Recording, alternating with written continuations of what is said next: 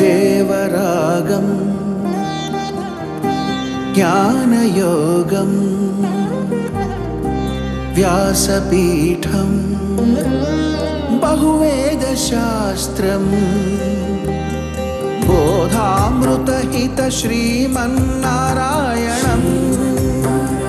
శివగౌరీ సంభాషిత సకల పురాణం అష్టాక్షరి పంచాక్షరి మంత్రావరణం అఖిల దేవతా సంస్తుతి పారాయణం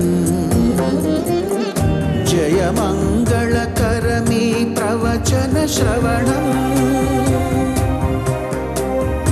అనుదినము శుభము సుఖము జీవన గమనం దేవరాగం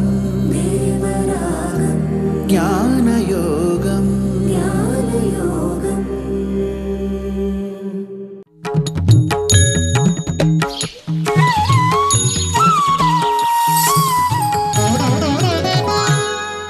ఆపదామపహర్తారం దాతారం సర్వసంపదాం లోకాభిరామం శ్రీరామం భూయో భూయో నమామ్యహం.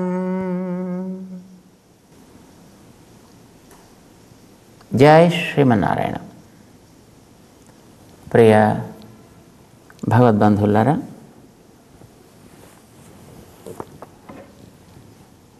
మన ఏవ మనుష్యాణం కారణం.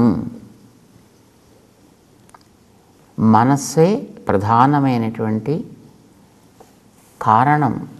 మనిషి బాగుపడాలన్నా నాశనం కావాలన్నా బంధ మోక్షయో కారణం. ఈ ప్రకృతిలోనే వాడు కొట్టుకుంటూ ఉండాలన్నా, ఈ ప్రకృతి నుంచి బయటపడాలన్నా మనస్సు అనే పరికరాన్ని జాగ్రత్తగా పెట్టుకోగలిగితే వాడు అన్నీ సాధించినట్లే అని మనకి మహానుభావులైనటువంటి ఋషులు చెప్పారు. అలాంటి పవర్ఫుల్ టూల్, ఒక అతిశక్తివంతమైనటువంటి పరికరం మనస్సు. పరికరం చాలా శక్తివంతమైనది. ఇప్పుడు చూడండి, దేశాల మీద వేసేటటువంటి పెద్ద పెద్ద మిసైల్స్ ఉంటాయి చూసారా, అవి ఎంత శక్తివంతమైంది, అది ఎంత దూరమైనా వెళ్ళగలుగుతుంది, లక్ష్యాన్ని ఛేదించగలుగుతుంది. అట్లాగా ఈ మనస్సు అనేది కూడా ఎంత దూరమైనా ప్రయాణం చేయడానికి కావలసినట్టుగా అమర్చిన పరికరం అది. దానికి ఆ వేసినటువంటి ఆ మిసైల్లో, ఆ బాంబర్లో తెలివంటూ ఏముండదు దానికి. దీన్ని కొట్టచ్చా, దీన్ని కొట్టకూడదా, ఇది మంచిదా, ఇది చెడుదా, ఇది మనదా, ఇది పరాయివాడిదా అనేటటువంటి విచక్షణ దానికంటూ ఏముండదు దానికి. ఆ వెనకాతల వేసే వ్యక్తి ఉంటాడు, వాడి యొక్క ప్రేరణని బట్టి అది పనిచేస్తుంది. ఇది మనకందరికీ తెలుసు. మనస్సేనా అంతే. మనస్సుకి వెనకాతల ప్రేరణ అనేది కలిగించేది నువ్వు. నీ మనస్సు కదా. ఇందులో మనందరికీ మనస్సులు ఉంటాయి. జీవులందరికీ మనస్సు అనేటటువంటిది తప్పనిసరిగా ఉండేటువంటి ఒక పరికరం. ఒక మనిషినే కాదు, అన్ని ప్రాణుల్లోనూ కూడా. క్రిమి కీటాలు, మనం అప్పుడప్పుడు పువ్వుల మీద ఇంతింత చిన్న చిన్న కీటకాలు మీద దిగుతూ ఉంటాయి. అసలు కంటికి కనిపించడం కూడా కనిపించాలి, కానీ అవి కూడా పనిచేస్తుంటాయి, ఎగురుతుంటాయి. అలాంటి వాటికి కూడా, అంటే అలాంటి శరీరం కలిగినటువంటి ఒక ప్రాణికి కూడా లోపల ఆ ప్రాణన శక్తిని ఇచ్చేటటువంటి ఒక ఆత్మ అనేది ఉంటాడు. అంటే ఇంత పెద్ద శరీరంగా కనిపించే ఈ దేహంలో ఎలాగైతే నేను అని చెప్పే ఒక ఆత్మ ఉందో, లీడర్గా, నడిపే వ్యక్తిగా, వీడికి తోడుగా ఉండేటువంటి ఆత్మలు కొన్ని కోట్లు ఉన్నాయి. మనందరి యొక్క మెకానిజం అంతేనండి. ఇప్పుడు మనం ఒక శరీరాన్ని మనం చూస్తున్నాం అని అంటే ఈ శరీరంలో ప్రతి శరీరంలోనూ కొన్ని కోట్ల మంది ఆత్మలు ఉన్నారు. కానీ ఒక్కడే లీడర్ దానికి. ఆ లీడర్ ఎవడో వాడు నేను అని అంటాడు అన్నమాట. మిగతా వాళ్ళంతా ఆ నేనులో ఇమిడి ఉంటారు. ఇంతమందిని నడిపించేవాడు వెనకాతల భగవంతుడు ఉంటాడు అనుకోండి, ఆయన కామన్ అందరికీ.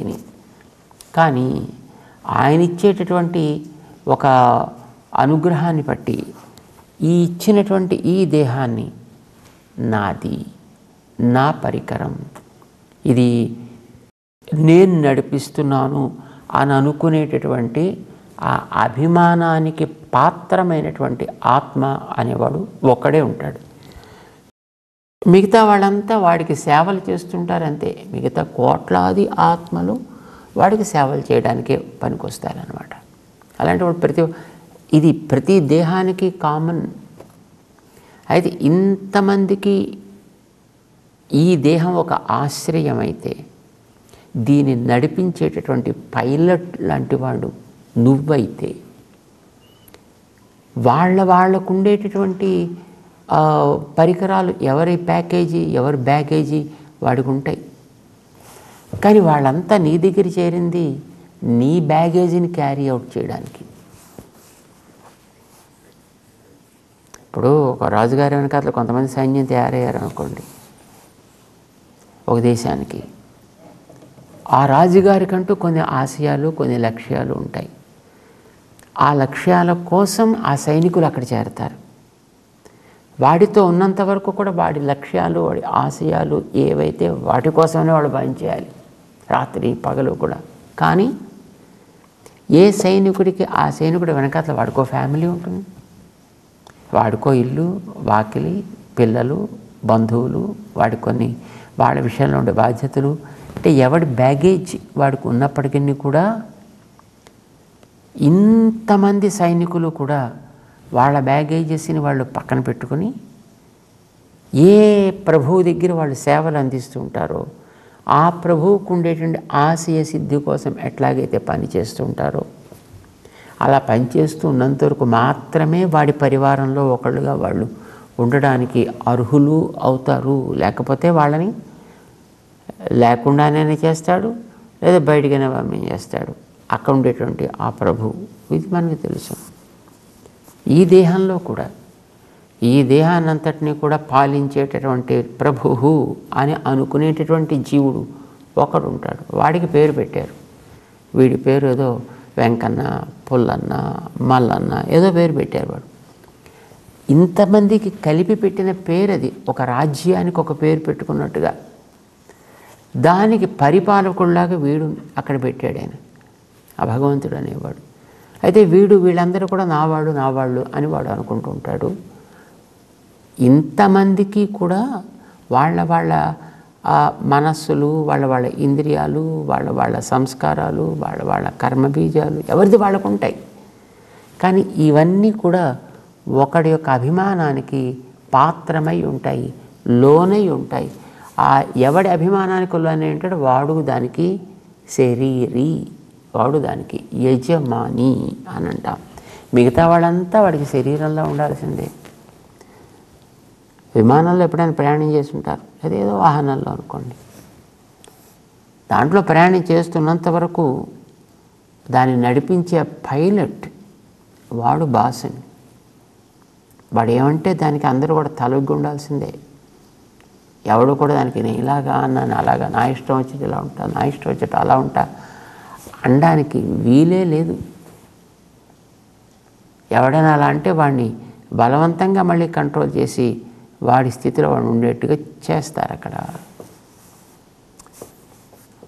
దిగిన తర్వాత మళ్ళీ వాడు బాస్ కాదు. కానీ ఆకాశంలో ఉన్నంత వరకు ఫ్లైట్ కదిలినప్పటి నుంచి డోర్ తలుపు వేసినప్పటి నుంచి మళ్ళీ తలుపు తీసి మిగతా వాళ్ళని బయటికి పంపించే అంతవరకు కూడా పైలట్ ఈజ్ ది బాస్. వాడి ఆజ్ఞ శిరోధార్యం. అందులో ఉండేవాడు నువ్వు ఎవడమైనా కావచ్చుగాక, నువ్వు ఆ దేశానికి అధినేతమైనా కావచ్చుగాక, కానీ అక్కడ పైలట్ మాట మాత్రం నువ్వు విని తీరాల్సిందే అన్నమాట. అలాగా ఈ వాహనం దీనికి నేను అని అనుకుని ఉండే జీవుడు, వాడు దీనికి పైలట్, వాడు దీనికి అధిపతి, దీనికి రాజు అన్నమాట. వీడికంటూ ఒక మనస్సు ఉంటుంది. ఈ మనస్సునికి ఏ రకంగా ప్రవర్తించడం అనేటటువంటిది వాడు నిర్ణయం చేసుకుంటాడో దానికి తగ్గట్టుగానే ఈ మిగిలిన పరికరం అంతా పనిచేస్తుంది అన్నమాట. వీడు నేను ఇట్లా నడవాలి అనుకుంటే మొత్తం అందరూ వాడికి సహకరించాల్సిందే, అలా నడవాల్సిందే. ఇలా నడవద్దు అనుకుంటే అందరూ వాడికి సహకరించాల్సిందే, కాంప్రమైజ్ అనేది లేకుండా. అలా ఉంటుందండి. మిగతా జంతువుల్లో ఈ విధానం బాగానే పనిచేస్తుంది. మనిషి దగ్గరికి వచ్చేటప్పటికే కొంచెం ఈ విధానం పనిచేది. మిగతా జంతువులంతా నేను ఇలా ఉండాలి అని అనుకుంటే మొత్తం దాని బాడీ దానికి తగ్గట్టుగా అడ్జస్ట్ అయిపోతుంది అంతే. కానీ మనిషి ఇలా ఉండాలి అని అనుకుంటే చాలా కష్టంగా ఉందండి, ఒళ్ళు వంగట్లేదండి, మాట వింటలేదండి అంటాడు. జంతువులు అలా ఉండదు చూడండి. జంతువులు లే పరిగెట్టు అన్నారనుకోండి లేడీని, ఆటోమేటిక్గా పరిగెడుతుంది అంతే. పులి పిల్లని లే పరిగెట్టు అనుకోండి లేస్తుంది, ఆటోమేటిక్ పరిగెడుతుంటే అబ్బా బద్ధకంగా ఉందండి అనో, లేదు ఈ ఒళ్ళు వంగట్లేదనో అనే ప్రశ్నే ఉండదు చూడండి. కానీ మనిషి అనేటువంటి వాడు కొంచెం టిపికల్ ప్రాణి. వీడికి మాత్రం వీడికంటూ ఉండేటటువంటి కొన్ని స్వతంత్ర ఆలోచనలు ఉంటాయి. తన దేహాన్ని సవ్యంగా ఇలా పెట్టుకోవాలనే విషయంలో కూడా వీడికి బద్ధకం, లేదు నిర్లక్ష్యం అందాం, లేదు దాని యందు వీడికి అజ్ఞానం, కావాల్సింది వీడు సంపాదించుకోలే, వాడి తప్పు అని మనం అనం. వాడికి వెనకాదుండే పరంపర వాడికి దాన్ని అలవాటు చేయలేదు. ఇదివరకు రోజుల్లో ఎక్కడో వనాల్లో ఉండేటువంటి ఋషులు వాళ్ళ పిల్లలకి ఇలా ఉండాలి అని అలవాటు చేసేవారు. వాళ్ళకి అలా సాగుతూ ఉండేది. వాళ్ళకి అది వాళ్ళ విధానం అయిపోయింది వాళ్ళకి. ఇప్పుడు మనం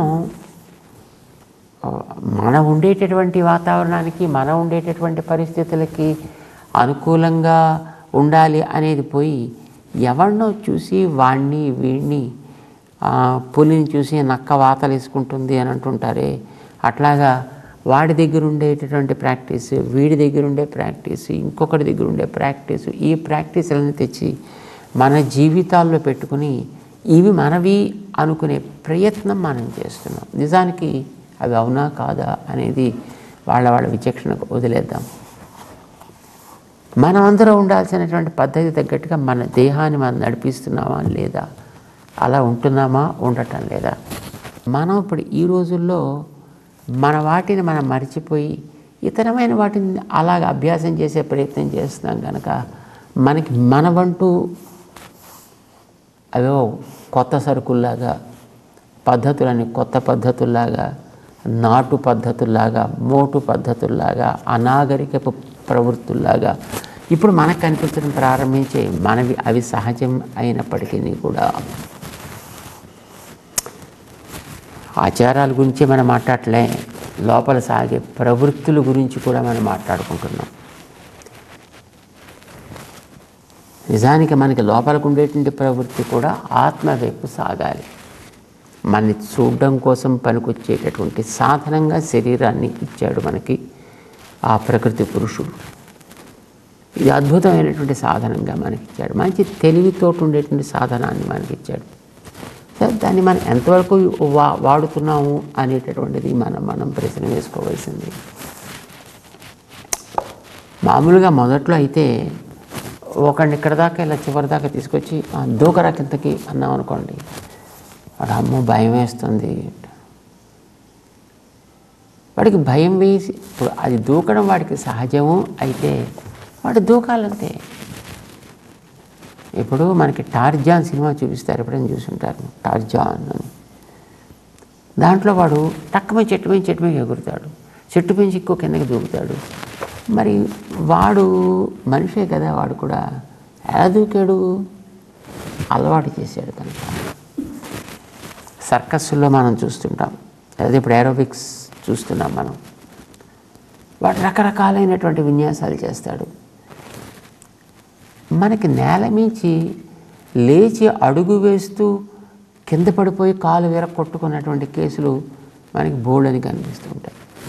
నేల మించి నడుస్తూ నడుస్తూ కాలు వెణికి, నడుస్తూ నడుస్తూ ఫ్రాక్చర్ అయ్యి, లేదు వాడికి లేస్తూ లేస్తూ కింద పడి తొంటి విరగొట్టుకుని ఇలా ఉండేటువంటి సన్నివేశాలు మనకి బోల్డ్ కనిపిస్తాయి.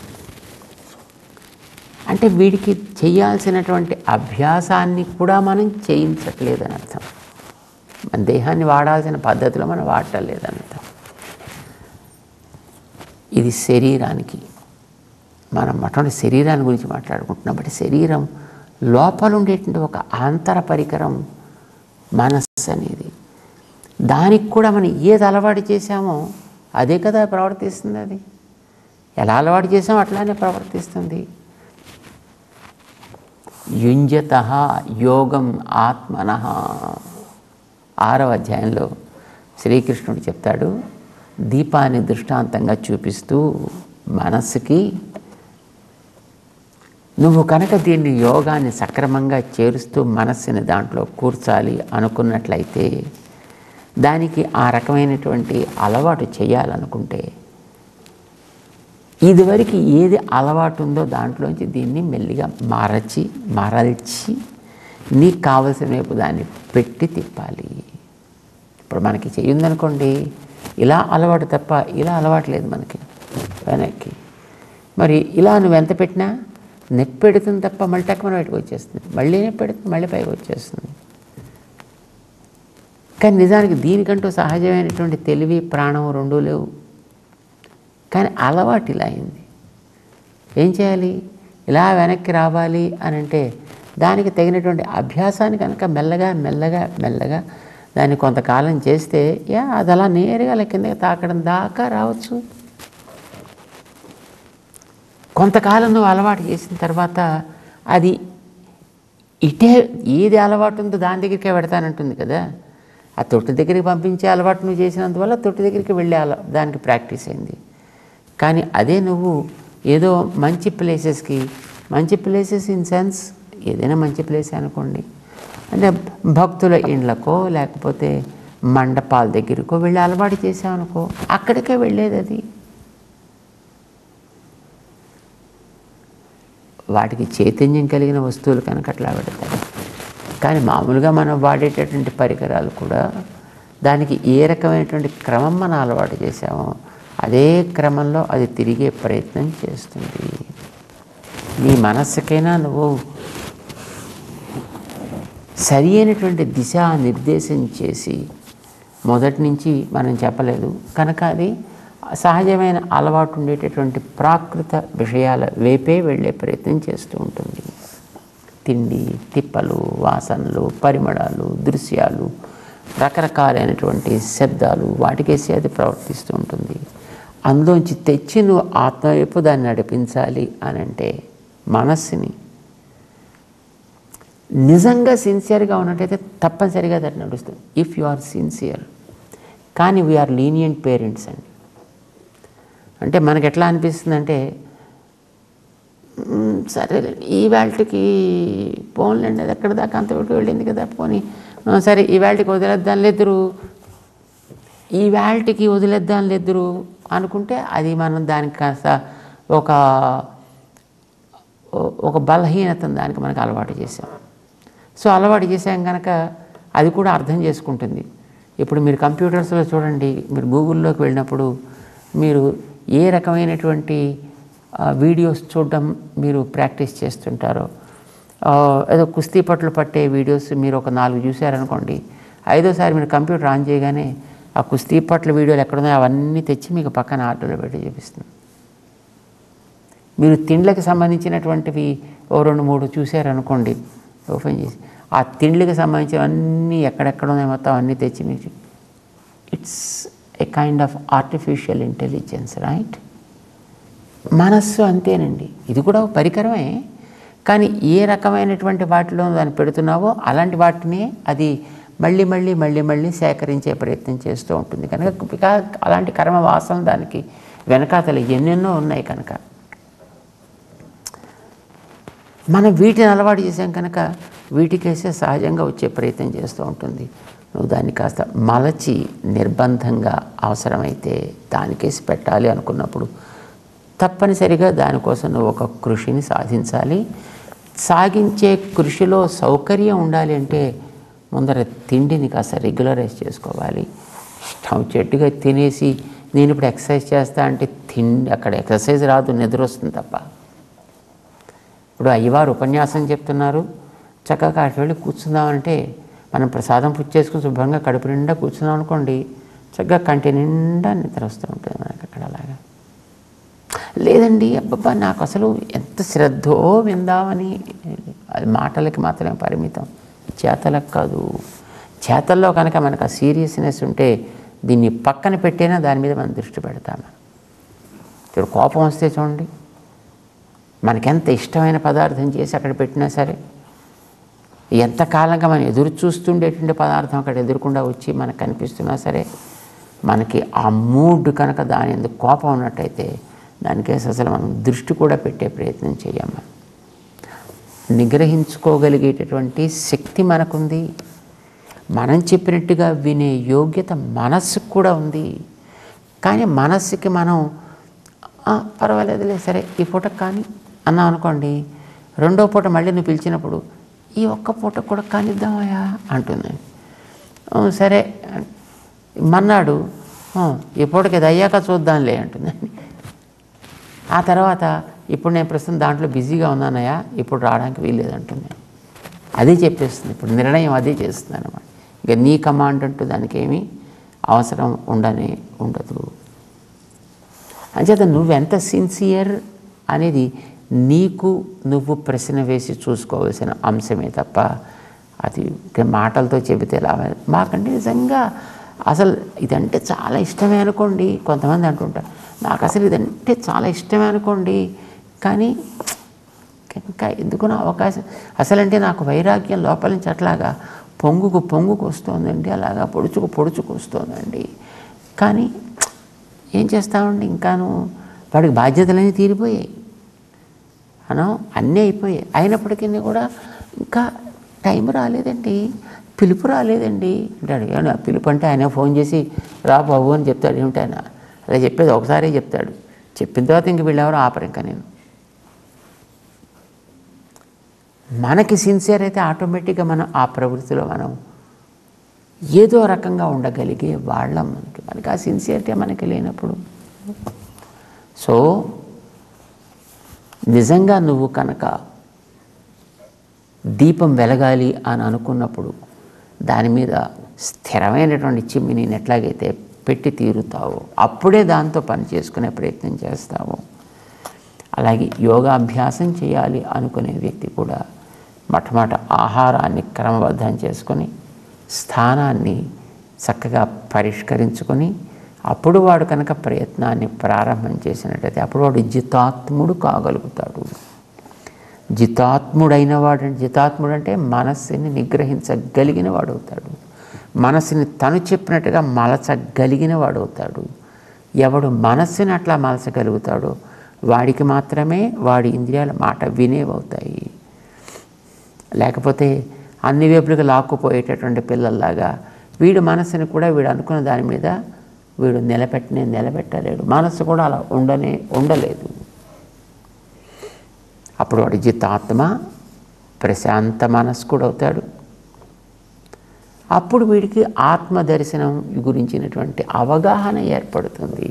అవగాహన అంటూ ఏర్పడితే అప్పుడు దాని వైపు ప్రయాణం అంటూ చేస్తే అప్పుడు దాని దర్శనం అయితే అప్పుడు వాడికి అది స్థిరంగా నిలకడగా ఉండడం అనేది అంతవరకు వెళ్ళాలండి. అలా కనుక వెళ్ళగలిగాడా అప్పుడు వీడికి ఈ వస్తువులు పట్టుకొచ్చి చూపించినా ఐ డోంట్ కేర్ అనగలుగుతాడు. చూడండి, జూదాలు ఆడేవాడు ఉంటాడు. వాడు జూదాల్లో వాడికి బాగా వ్యసనం ఏర్పడితే, వ్యసనం అంటారు దాన్ని, ఆ వ్యసనం కనుక ఏర్పడితే వీడు కూర్చొని ఆడుతున్నట్టండి అక్కడ అరుగు మీద అడుగుతుంటే పాపం వచ్చి చెప్పారండి వాడు బంధువులంతా, ఒరేయ్ మీ అమ్మ పోయిందిరా అక్కడ అని. సరే ఇటేగా తీసుకొచ్చేది, సరే చూస్తానులే అన్నట్టండి వాడు పోయిన తర్వాత ఆ దేహాన్ని పట్టుకొచ్చేది శ్మశానానికి వెళ్ళడానికి ఇదే కదా దారి వెళ్ళేది, సరే వచ్చినప్పుడు కలిసి దాంతో కలిసి బయలుదేరతానులేండి అన్నట్టండి వీడికి. అంటే ఇందులో వాడు అంతలా నిలకడగా ఉండేటప్పుడు ఇదివరకు వాడికి ఆత్మీయములని అనిపించినవి ఏ ఉన్నా వాటి యందు పట్టింపు అనేది వీడికి లేనంత స్థిరంగా వీడి దీంట్లో ఉండగలుగుతాడు. మంచి అయితే మంచి, చెడైతే చెడు. అది ఉత్తమ విషయం అయితే దాని యందు ఉంటాడు, అధమ విషయం అయితే దాని విషయంలో ఉండగలుగుతాడు. బట్ ఆ నిలకడ అనేది వాడికి దాని మీద ఏర్పడితే, నువ్వు మొదటి నుంచి వాడికి ఆత్మని గురించిన అవగాహన కలిగించావు అనుకో, దాని యందు కూడా వాడికి అదే రకమైనటువంటి నిష్ఠ తప్పనిసరిగా ఉంటుంది సుమా అని చెబుతూ కృష్ణుడు అర్జునుడిని ముందుకు తీసుకెడుతున్నాడు. అతనికి మనోనిగ్రహాన్ని గురించి చేసేటటువంటి సాధన ఉపదేశంలో. జై శ్రీమన్నారాయణ.